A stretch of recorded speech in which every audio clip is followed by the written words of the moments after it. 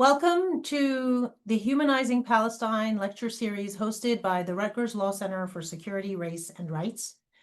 I am Sahar Aziz, the Executive Director of the Center for Security, Race, and Rights, also called CSRR, and a distinguished professor here at Rutgers Law School in Newark. CSRR is proud to be the first and only academic center at a U.S. law school that focuses primarily on the human and civil rights of Muslims, Arabs, Palestinians, and South Asians in the United States through a transnational, cross-racial, and interfaith approach. For our work, especially our work on Palestine, we have faced the very Islamophobia and anti-Palestinian, anti-Arab racism that we seek to prevent through the mission of CSRR, which validates the importance of CSRR's mission. It validates that we in the United States still have a serious problem of the mainstreaming, deep entrenchment and normalization of bias, hatred, and prejudice against Muslims and racism against Arabs, Palestinians, and South Asians.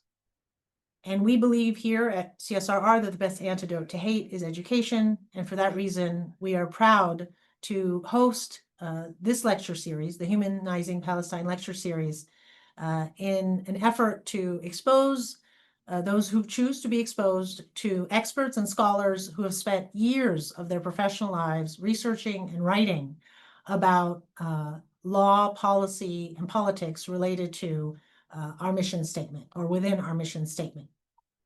In addition, we also are hosting in the 2025-2026 academic year the Free Speech and Racial Equality lecture series, which I encourage people to also register for by going to csrr.rutgers.edu and go under the events tab. Now, today it is my distinct honor to be hosting Omar El Akkad to talk about his latest book.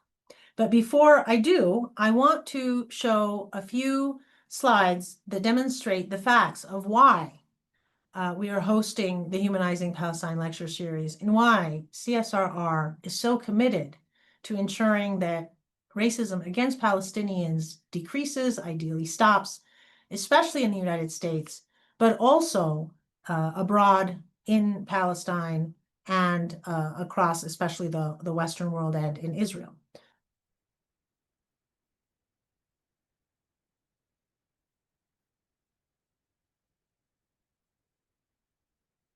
So this gives you an idea of the devastation that has occurred over the last 2 years since October 7th, 2023, in what international legal scholars more and more every day and genocide and Holocaust study scholars call a genocide, right, committed by Israel against Palestinians in Gaza. Since October 7th, 2023, over 10% of Gaza's population has been directly killed or injured during 2 years of the genocide.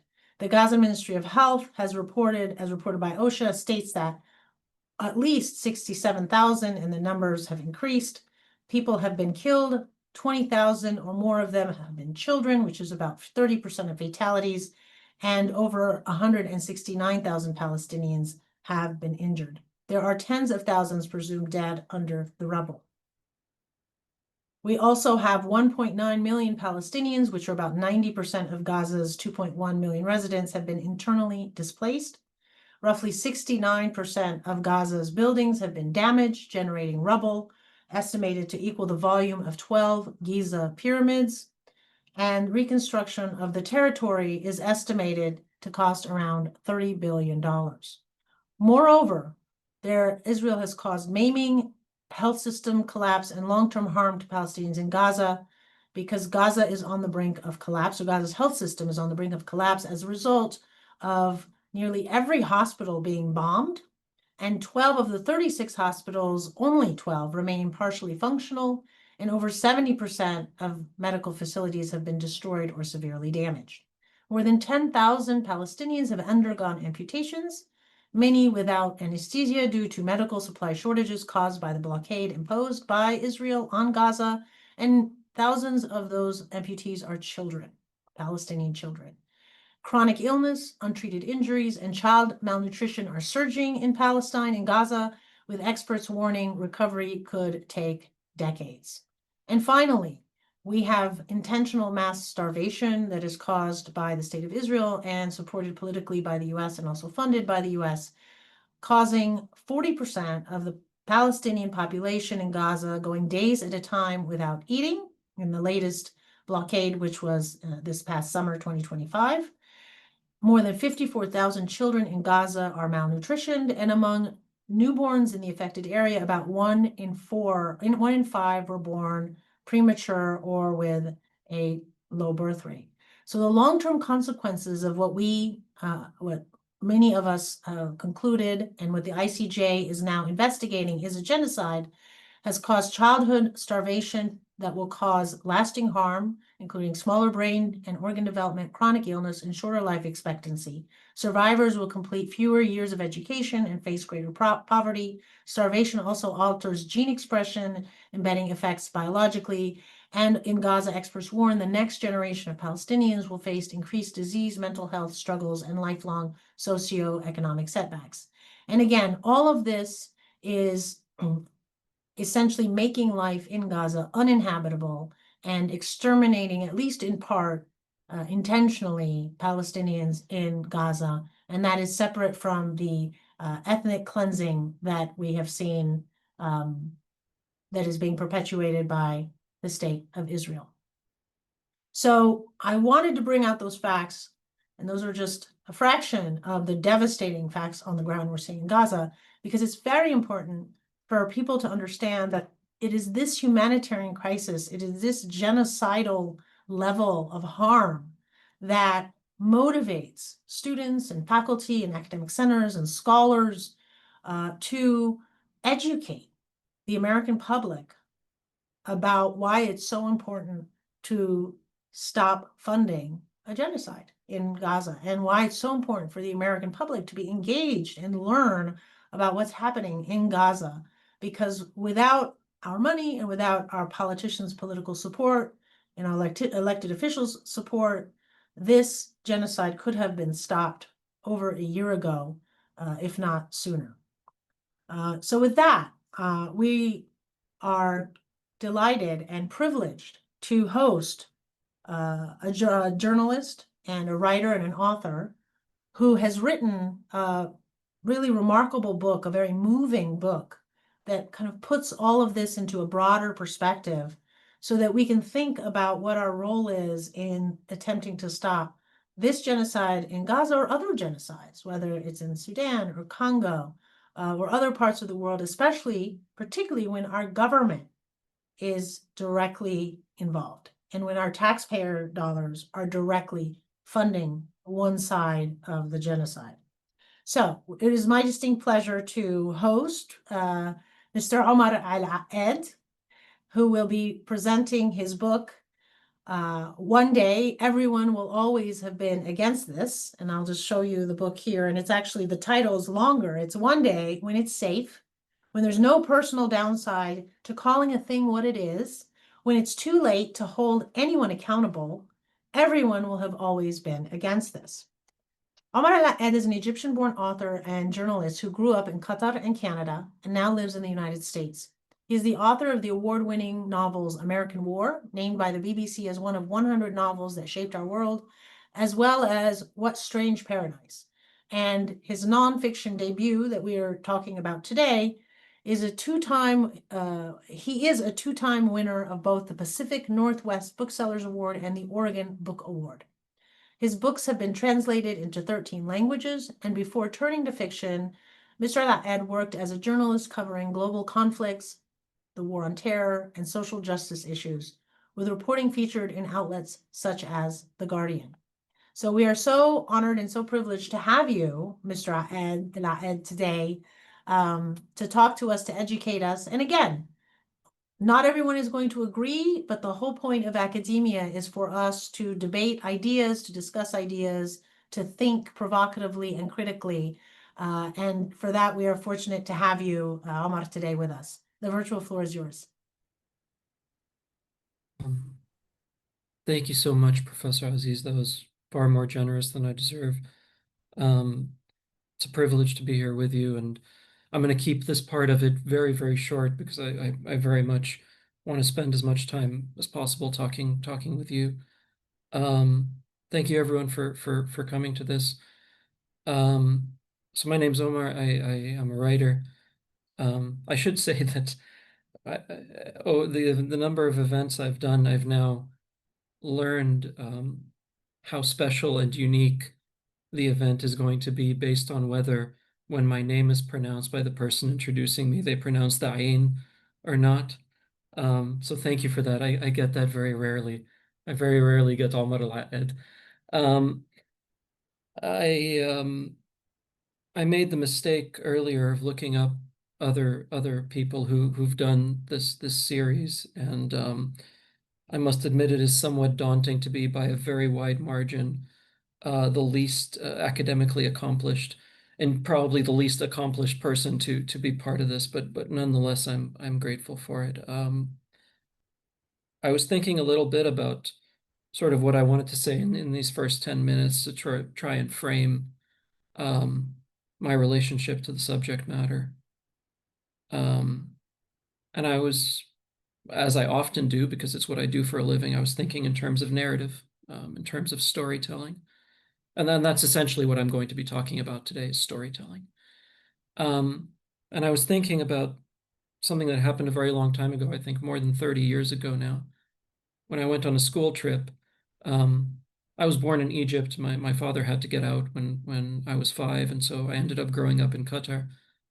And in school in Qatar, we went on this school trip overseas, and there were about 20 of us, um, including 2 kids, Nasim and Rami, who were Palestinian, who had grown up in Qatar as well, and were traveling on, I guess, Palestinian travel papers. It wasn't sort of even a passport. I think it was some sort of documentation. And we start going through airports, we're connecting, and after the first airport, it becomes very clear that every time we're going to go through security, all of us are going to go through, we're going to hand in our passports and do our thing.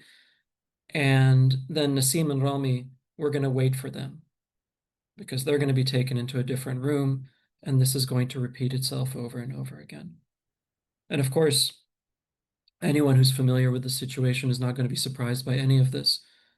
But the reason I bring it up is because when I think back to that memory, one of the things that occurred to me is that pretty much after the first time this happened, all of us immediately learned that after we go through security, we go sit in a corner and wait. We sort of instantly normalized it. It just became what's going to happen. Um, and I think about that a lot because, this book, which I'm not going to spend too much time sort of talking to you about it. I don't know that it's, I'm not here to tell you this is an amazing thing or that's worth your time, but a lot of it is about the power of normalization and how quickly any narrative can be adopted as normal. There's this very famous story that I suspect most Arab American writers know about in the early 80s when Edward Said is going around trying to get the work of Naguib Mahfouz translated into English. And all the publishers, the big publishers, are turning him down. And he's talking to one of them and he's saying, why? This is really good. This is really good work. Why? And one of the publishers says, yeah, it is good, but, Arabic is a really controversial language. And I think about that statement a lot, about how it can be for a language to be controversial. A lot of what I write about is about the privilege of being able to look away without consequence. And when I think of particularly the last 2 years, but also the state of the occupation of Palestine, which has overlapped with my entire lifetime and longer, I think of that privilege. And it's not a distant privilege. There's not a single thing in this book that I've written that I'm not directly complicit in. From that privilege all the way to the fact that it's my tax money that's killing those kids. This morning, as I was sort of preparing for this and for another event that I'm doing later, I turn on my computer and the first thing I see is a newly released Palestinian prisoner um, who has lost his eyesight. Um, he had been electrocuted directly in his eyes.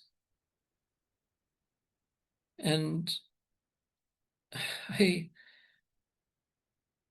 all I do is tell stories, right? That's the only thing I know how to do. All I do is write. And if you're going to engage in that kind of work, if you're going to engage in the work of literature in the broadest possible sense, you're effectively trying to say something about what it means to be human. And one of the most debilitating things when you're engaged in that kind of work is to not be able to work through how another human being moves through a life, does something, doesn't do something. Because I try to think about, somebody did this, right? This happened. And what is that person's life like? What is their thought process like? How are they functioning?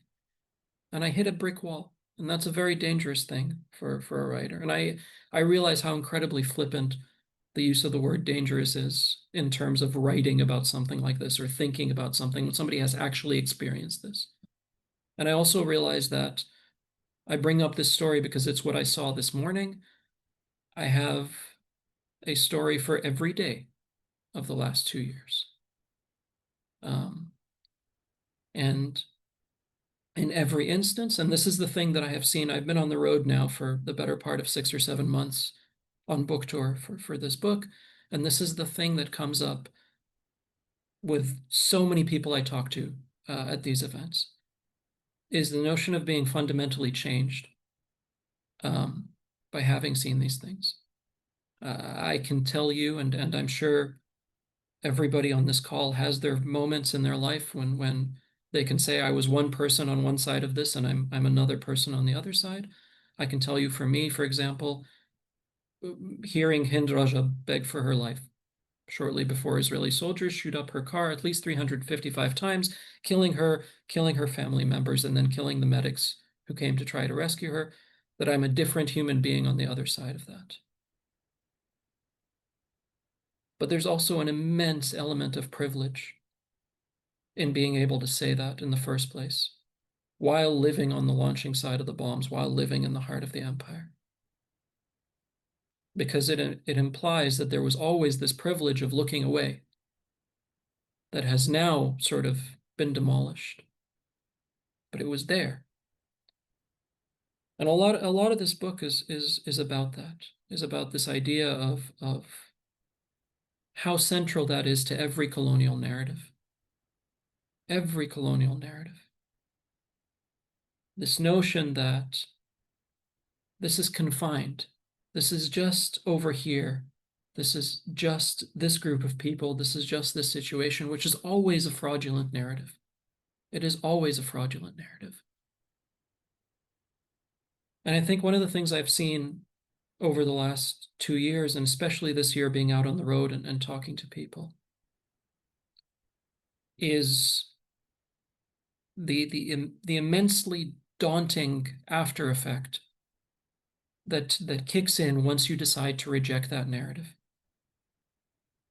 I know that this is the kind of book that sort of barges in through the room pretending to want to pick an argument. I have no arguments. I'm not trying to convince anybody of anything anymore. I'm in a different place. To me, the defining characteristic of so many of the conversations I have had with people who previously, to be quite honest, could not point out Palestine on a map, has been this immense kind of uncertainty. Because I have taken subconscious refuge in this wholly fraudulent narrative for so long, I have decided to no longer do that. What the hell is waiting for me on the other side of that? It's an incredibly daunting thing. And in a halfway functional society, nobody should have in their back pocket a ready-made guide for how to best resist a genocide. And so you see people behaving in whatever way they can. You know, you write letters to your elected representatives knowing that they almost certainly won't read them, but maybe if enough people do this. You go to a protest knowing full well that virtually everything you've been told in terms of civic narrative about your right to free speech and free expression might suddenly be switched off, but you do it anyway. And I think for me, one of the things that has changed, narratively speaking, over the last 2 years is trying to think less about this idea of Palestine as a starting ground, which it very much is. I mean, Anthony Lowenstein, who's an amazing author, wrote the Palestine Laboratory, and there's very much this notion that this is where modes of oppression are tested out before they come to your door. And this is true of colonialism in general. The first time I saw a light armored vehicle was in Afghanistan when I was covering the invasion. The next time I saw a light armored vehicle was in Ferguson, Missouri, and it was being operated by a police force. And I know that this is a compelling argument to go and tell someone, listen, you should care about this because it's coming to your doorstep, which it undoubtedly is. But one of the things I've had to contend with is just how much of sort of abdication of moral responsibility that argument actually entails. Because what I'm really saying is, look, yeah, the bad thing right now is happening to people who don't matter. But you should oppose it because one day it might happen to people who do matter, you know. And I'm trying to avoid that as much as possible. If that drone executes a Palestinian child and then is decommissioned for good, that makes it no less evil. If it never comes to your door, that makes it no less evil. And on top of that, there is damage being done to you now. And it is being done to you by virtue of what you're being asked to accept, what you're being asked to look away from. And so, to me, the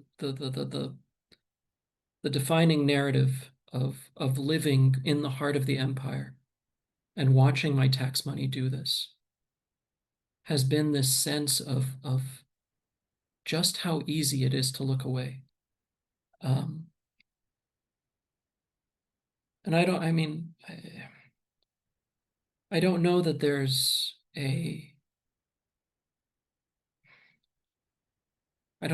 a finish line to that train of thought, because the scale and scope of the institutional resistance to change, when you have people out on the street begging for any measure to stop the wholesale slaughter of children, and the response institutionally is so cowardly and so ready to set aside every norm, every protection, it tells you something about the entire endeavor.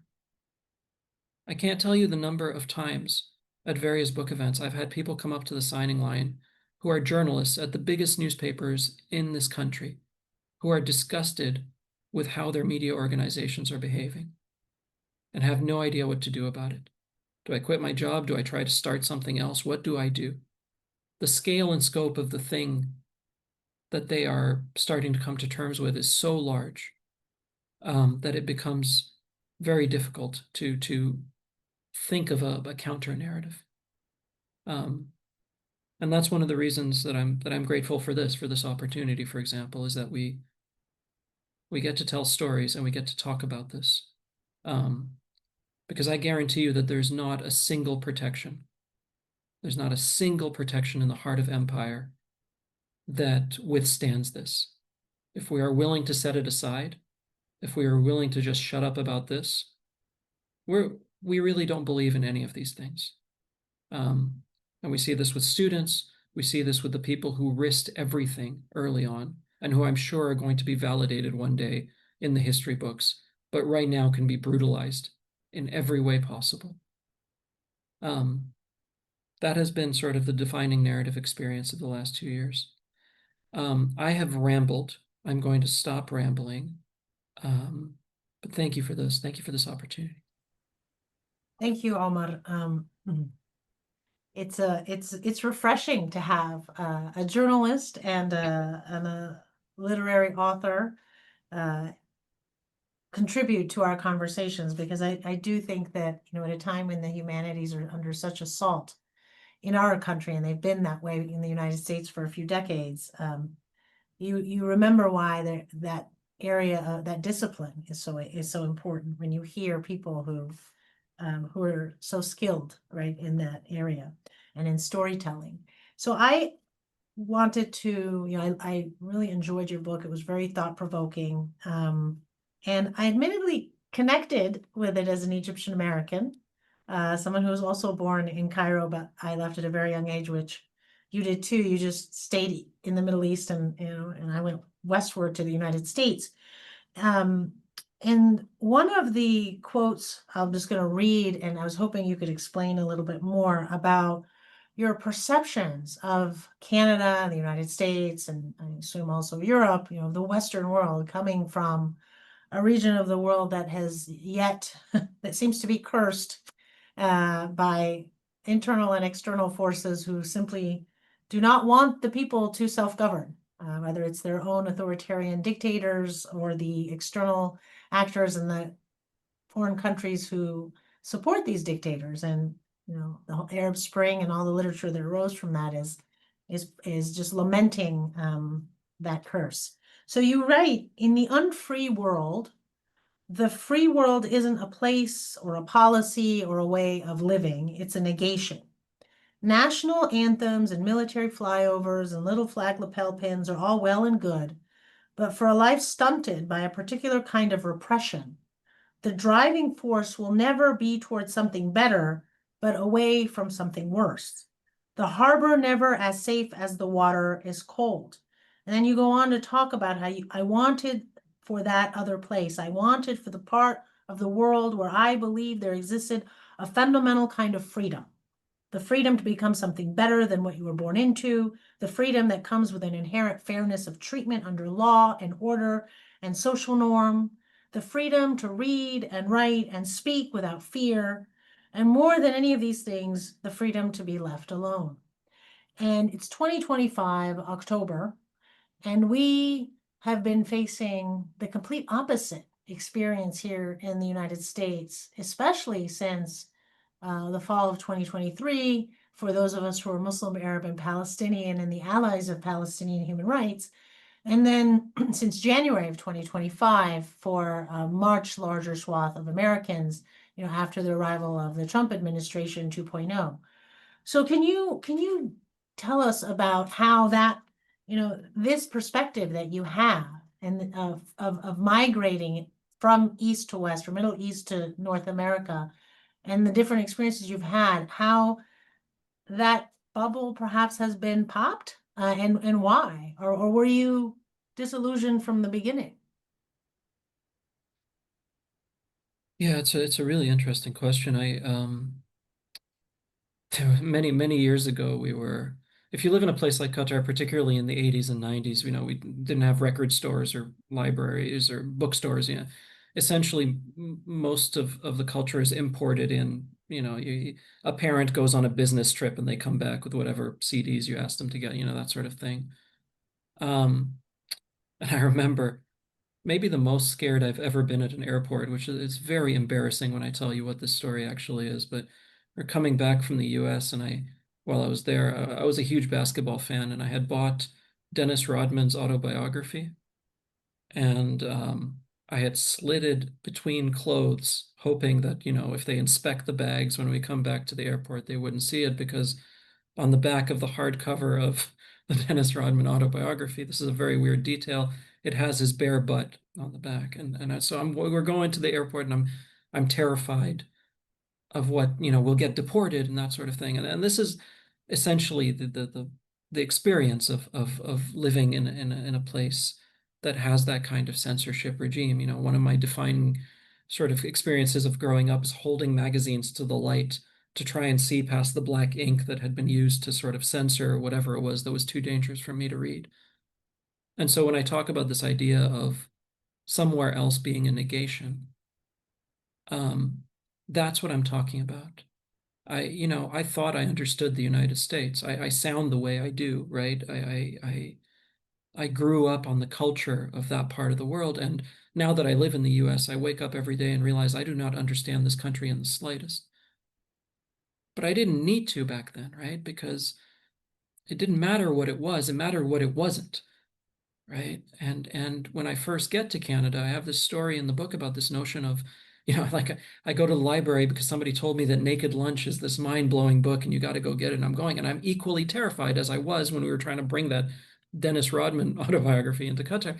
And the librarian just says, yeah, down the hall. Like, I think every every society is essentially a sort of unspoken contract between the society and the person living in it. Here's what you get, here's what you pay for it. And I can't tell you how much I would have been willing to pay for just that. Because at my core, I am a bit of a coward, and I will put up with all kinds of things.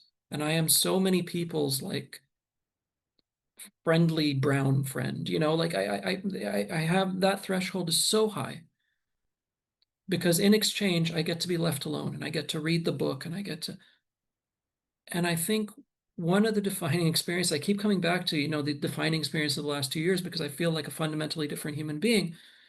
One of those experiences is just looking at that bill, looking at what you're expected to pay and saying, nope, this has gotten too high. This price tag has gotten too high. I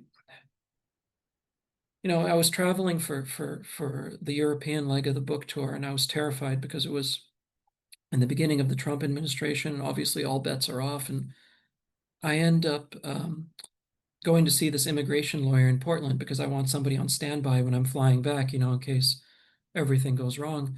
And I'm sitting with this guy, and he's deeply confused as to why I'm there. And he says, "Look, man, I'm an immigration lawyer. You're a citizen. Like, what am I doing for you?" And I say, "No, no, don't. Just please stay on standby. I don't know what's going to happen." And at one point, he says to me, "Look, I'm going to be honest with you. Like, yeah, your paperwork is fine. You're a citizen. That's not what's going to help you. What's going to help you," and he said this, "is you sound like one of us." And it's probably true. It's probably true that this is what's doing it for me more than anything else, more than anything I believe or don't believe or any of that.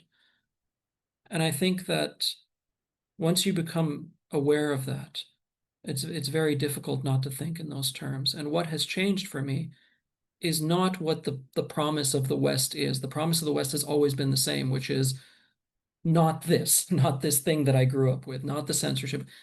What has changed is the understanding of the fullness of the price tag that I'm paying for that. And once we reach a stage where the price tag includes active genocide that I'm paying for, even someone as spineless as myself has to say, I can't. I can't make this work anymore. Well, thank you for that um, that candor that I think we're hearing a lot more from Americans who, as you said, may not even have known where Palestine was on the map before October 2023. So I wanted to then move to the issue of the role of journalists. You being a journalist and also having covered wars and conflict zones, and also the war on terror, which had significant and continues to have significant adverse consequences on Muslim communities in particular, through a form of this collective punishment. And anyone who is skeptical of what I am saying, I would recommend you look up the way in which Zohran Mamdani in New York City is being attacked, the language that's used, the narratives, the framings, and how they sound almost identical to September 12th, 2020, September 12th, 2001, when Islam was the most evil religion, according to the American government and media and many of the people, and Muslims were the most hated. So journalists, as we know, play an important role in the storytelling, in the narrative framing, and in accountability. And so here's a part that, if you don't mind, I'll just read. They say what you're supposed to do in this line of work is comfort the afflicted and afflict the comfortable. I heard that saying a lot as a young journalist, believed in it too.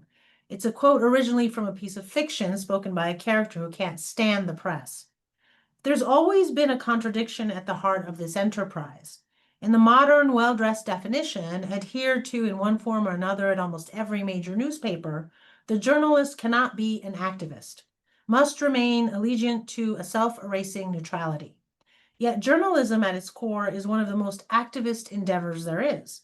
A reporter is supposed to agitate against power, against privilege, against the slimy wall of press releases and PR nothing speak that has come to protect every major business and government boardroom ever since Watergate. A reporter is supposed to agitate against silence. So can you tell us more about, your assessment of the media and journalists since October 2023, and how we can understand their role in this genocide that's happening, funded by our money and politically supported directly by our government? Yeah, I mean, I spend a lot of time on it in the book for a number of reasons. One is I think that it's a vital component of sort of, to use the famous phrase, manufacturing consent, but also because this is the only real job I ever had was as a journalist. I spent 10 years in that industry.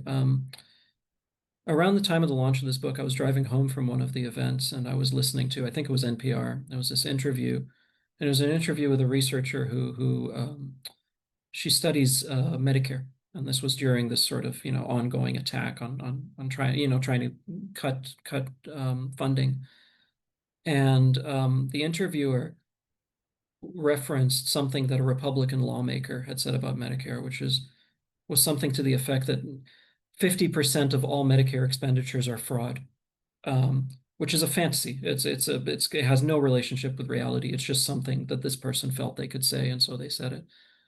And then this researcher, who unfortunately for her has to have a relationship with reality, was asked about this. And you could tell that she was struggling because she couldn't say what she wanted to say. And so instead she said, look, we have no proof that anything resembling 50% of expenditures are fraud.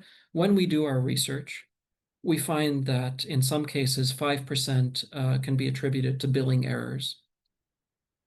And what was interesting to me was what the interviewer said after that. She said something to the extent of, well, this lawmaker says 50%, you say 5%. Is there not a middle ground there? And I kept thinking about this because it's such a well-meaning ideological framework for a journalist to have. I'm going to be neutral and I'm going to be objective. And this person says the moon is made of cheese, and this person says it's not. Maybe the moon is half made of cheese, At the very least, when you yell at me, I can point to the cheesy or not cheesy half of the moon to show you that I got the others.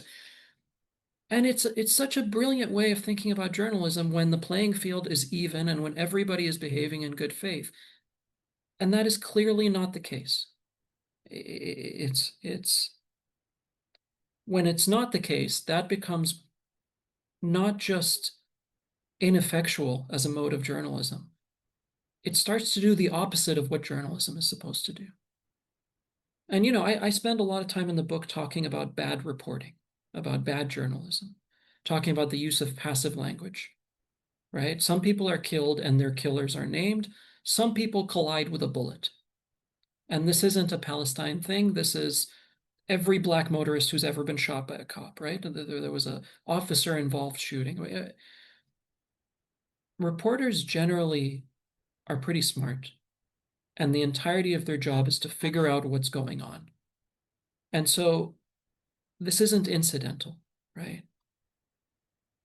The thing I keep coming back to, and this is true in journalism as it is in politics, as it is in any arena, is the gap between the performance and the reality. So I think, irrespective of subject matter, every journalist on every story should be asking themselves a question. What does this story look like? How do I write it in a vacuum, absent external pressure? And when I say external pressure, I mean things like advertisers threatening to pull their ads, or the CEO of a company, they're revoking access, or somebody important who knows the editor-in-chief calls the editor-in-chief, and suddenly your career is derailed. What does the story look like absent those pressures? And what does it look like with those pressures in place? And how big is the gap between those two stories? Because that gap for me is the definition of journalistic malpractice. I have seen some of the best journalism in my lifetime over the last 2 years. It has overwhelmingly come from Palestinian journalists, most of whom are now dead. I have also seen journalists in this part of the world, the part of the world I live in, who are fully aware of what is happening to these stories from the ground level, from the reporting level, up to the level where they are printed, the ways in which these stories are being torqued or, more to the point, suppressed. And they're disgusted by it because, again, their job is to know what's going on, and they know what's going on. And so the thing I keep coming back to is the fundamental obligation of any journalist, which is at all times to close the gap between the story as you would write it if you were not afraid of consequences, and the story as you write it under those consequences or the threat of those consequences. This isn't a Palestine thing. This is every story on any subject matter. And what makes moments like this so glaring with respect to, and I think that this is generational damage that has been done to the institution of journalism, by the way. I think, especially when I talk to younger folks, there is a sense that the entire thing is rotten. And that's very, very dangerous because journalism as an institution isn't just another profession. It's a central pillar holding up any society. This can't be ignored.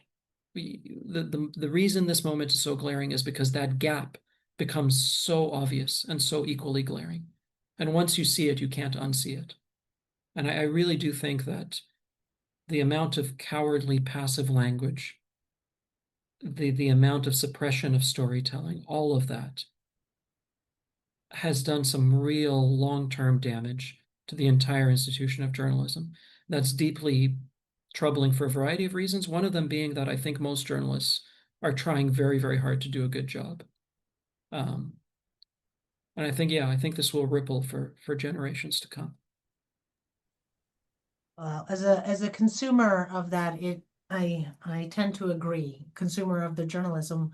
I mean, at the same time, it's fascinating to see the rise of more independent journalism, or it's smaller, it's much less funded on the left, and I don't know to what extent on the right, but and social media becoming, or influencers or individuals becoming more active in being sources of information. But of course, the question is how much of it is misinformation or disinformation.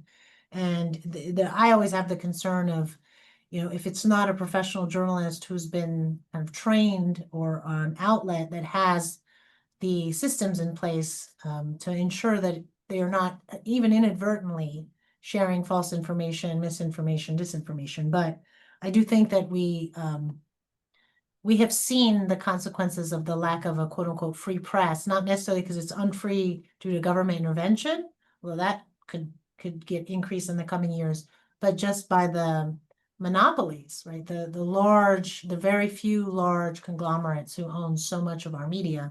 And at least on the Palestine issue, have shown that they are 100% supportive of Israel, or a little less than that, and seem to have contributed, I think, to the dehumanization of Palestinians. So there is a really moving quote that you have on page 63 on chapter 4 of your book.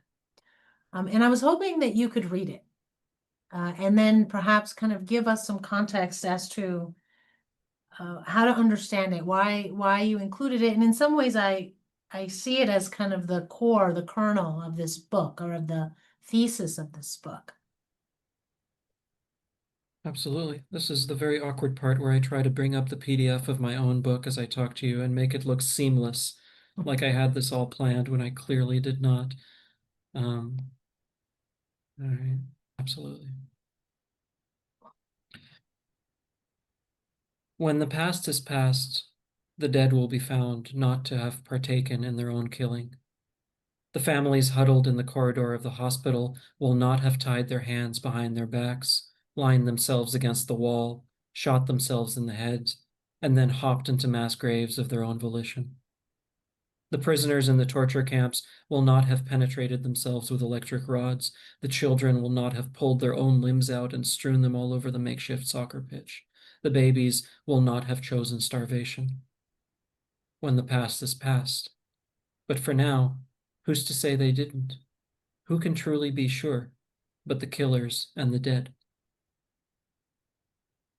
I found that to be very thoughtful in kind of identifying what many of us find kind of epitomizes the way that the genocide in Palestine is being discussed, viewed, addressed by mainstream outlets, by the halls of power, by university administrators. I mean, the facts are just so obvious, and yet there is this denial. And many of us also can't help but wonder, those who share the identity, whether we're also Arab or we're also Palestinian or we're also Muslim, is looking at that and going, what if it was Arabs that were doing this to white Christians, or Arabs that were doing this to white Jews, right? Or Muslims that were doing this to Europeans, and all other facts were the same? Would we really be blaming the victims and coming up with all of these blatant lies that then people pretend are worth considering, when it's just so egregious? This isn't a case of, oh, well, it's a really close case. I mean, maybe one could argue that the first week after October 7th, the second week after October 7th, the third week, but, after the second month and the third month and the sixth month and the eighth month, right, after October 7th, 2023, we are still seeing this very dehumanizing denial. So can you kind of give us a little bit more insight into what you were thinking when you wrote that? I was thinking about a number of things. I was thinking about this experience I had in Guantanamo Bay. I went down there to cover the military trial hearings for a number of the prisoners there. I think I include this anecdote in the book about we're touring the prison camp, and I asked the soldier who's giving us the tour a question. I say, so when do the prisoners? And he stops me and he says, "There are no prisoners here, sir. There are detainees." And it was very, very important to the conception of the place that there be no prisoners, because a prisoner implies a prison sentence, and somebody has to define that. Whereas a detainee you could just hold forever. And that's not sort of incidental linguistic malpractice. It is central to the endeavor. But one of the things I kept hearing when I was in Gitmo, again, usually in response to some kind of question that is antagonistic, you're supposed to be antagonistic as a journalist, you're supposed to push, and you would often get that phrase, well, these are the worst of the worst. And the implication is, listen, I know that there's an entire infrastructure that is both legal but also narrative about who we are as a people, right? A narrative about equal justice and equality before the law and all of that good stuff. But you need to understand that we need to set all of that aside, right? Because these are the worst of the worst. And it's an incredibly powerful, compelling force. Because what if, right? Every time I read about, a wedding party that was mistook for a terrorist cell and was, decimated by drone. Oh yeah, that's really sad, but what if, what do I want to be the terrorism supporter? Do I want the end goal of this is not sort of blind support, I don't think. The end goal is this sense of diaphanousness, because what is expected is not blind support, it's silence. What you're expected to do is just shut up about this. And if I can introduce this notion that, well, maybe, you never know, right? Do you want to be that guy? Do you want to? That might be enough for a lot of people, right? Would it be enough if it was my neighborhood razed to the ground? Would I give a second thought to the concept of, oh, well, maybe that kid would have grown up to be a terrorist or what? No, of course not. But there's enough distance that it becomes a very, very compelling argument. And it's been around for a very, very long time. It is another kind of natural narrative underpinning of any colonialist endeavor, is this idea that, it's the greatest coincidence in human history. Every time we've wanted something from another group of people, those people have happened to be savage barbarians, irredeemable. It's an incredible coincidence. Um, but it works, and I've seen it work all of the time. And the way I've seen it work is not somebody going from, hey, this is bad, to, hey, this is really good. I've decided now. It's somebody going from, hey, wait a minute, what? This is bad, to nothing. To, I'm just going to keep my mouth shut about this. And that's when you know the argument has worked, because that's what it was intended to do from the beginning. Right. And and that dynamic is quite salient in universities across the United States right now. As somebody who has chosen not to be silent, the stakes and the costs are quite high, the pressure is immense, and the double standards are just so nakedly obvious.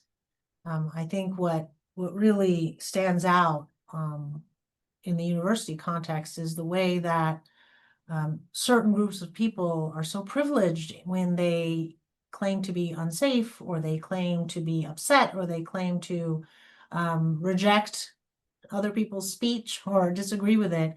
And then when another group of people says the same thing, or in fact is suffering from real emotional distress or physical assault or threats on their lives, livelihoods, and physical safety, it's not considered as seriously. And those who study race in America know this is the story of being Black in America, is to a much worse degree, to a much more severe degree, or the story of being Indigenous or Native American.